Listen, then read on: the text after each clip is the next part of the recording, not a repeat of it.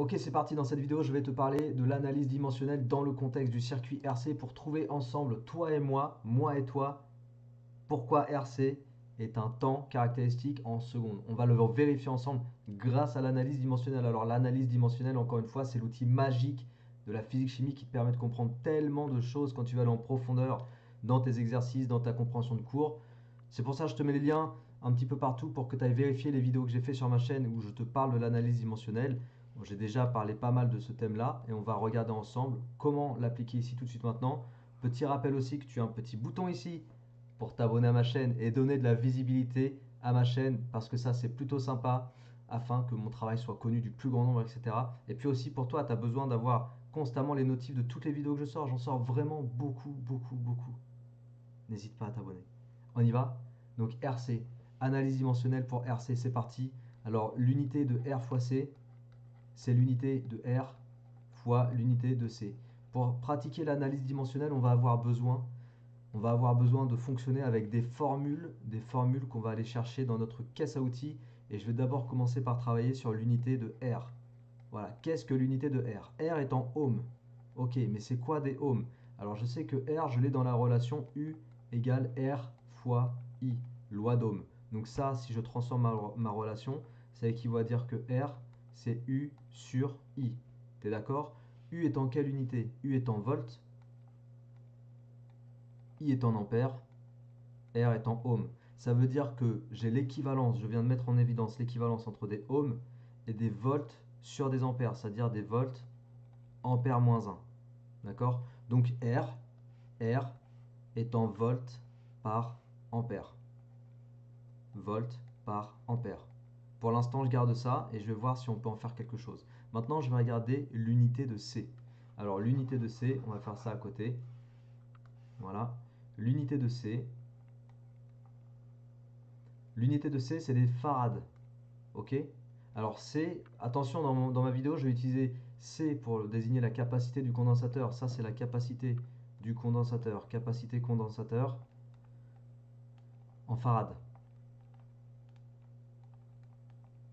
Et puis, je vais aussi utiliser C pour désigner les coulomb.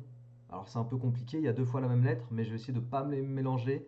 Et toi, essaye de bien écouter ce que je dis. Là, quand je désigne ce C-là, je parle de la capacité. C'est en farad. D'accord? Quand j'écrirai C tout à l'heure, je parlerai des coulomb. Ouais. Alors, farad, qu'est-ce que c'est? Eh bien, je sais que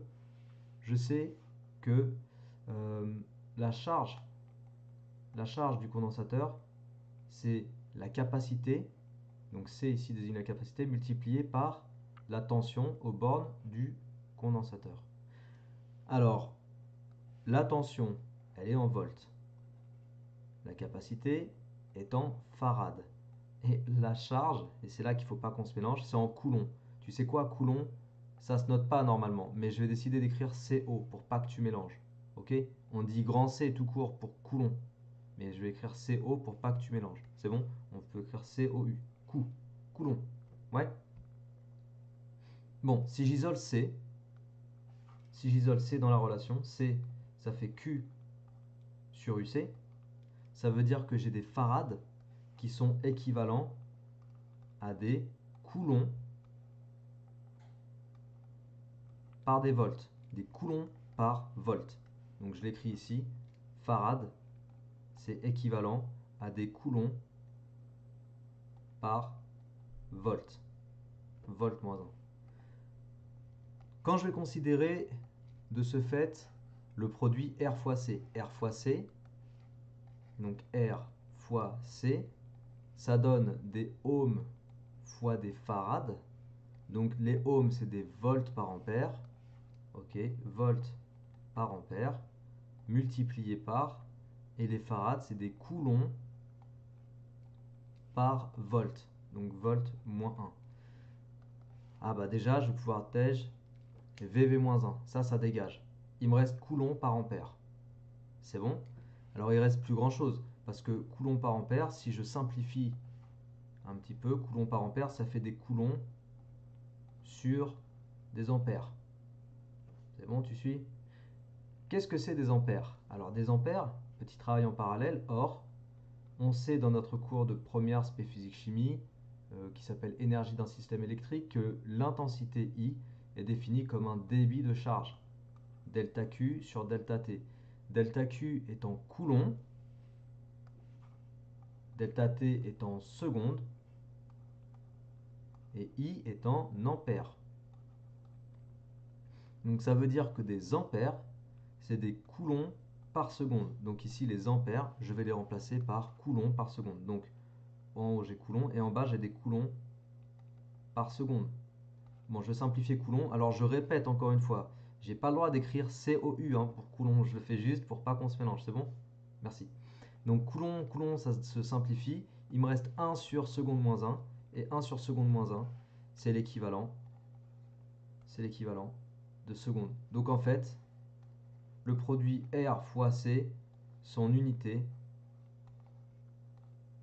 c'est des secondes. Et c'est pour ça qu'on dit que R fois C est un temps et qu'on l'appelle temps caractéristique de charge ou de décharge parce que il donne une propriété du condensateur que tu étudies, une propriété sur sa charge ou sur sa décharge. Au bout de 5 taux, le condensateur a atteint 99% de sa charge maxi ou il s'est déchargé à 99% de sa charge initiale, de sa tension initiale, pardon. On parle de la tension. Hein.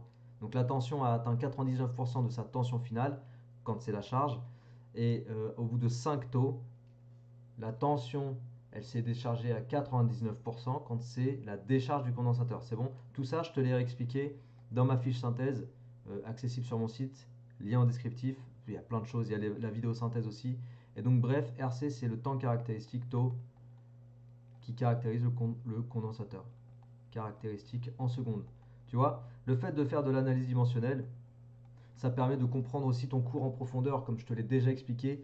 Plus tu comprends les éléments du cours, plus tu vas dans le détail et la compréhension subtile, plus tu te balades après sur tes exercices bilans, tes exométhodes, tes exos d'entraînement, parce que plus rien n'a de secret pour toi. Et quand plus rien n'a de secret pour toi, eh ben écoute, on est au niveau de la cerise sur le gâteau, là t'as plus qu'à te régaler et ramasser les 18, les 19, les 20. Les félicitations sur tes bulletins. Ok? Allez, j'espère que ça t'a plu, que tu as compris. Donc si tu as des questions, n'hésite pas à me demander. Si tu as des commentaires là-dessus, bah écoute, écris-moi ça en dessous de la vidéo. Abonne-toi, diffuse et partage mon travail. Si tu n'es toujours pas abonné, ça fera vraiment plaisir de te compter parmi les abos. Et puis d'ici là, prends soin de toi, porte-toi bien et à très bientôt. Ciao!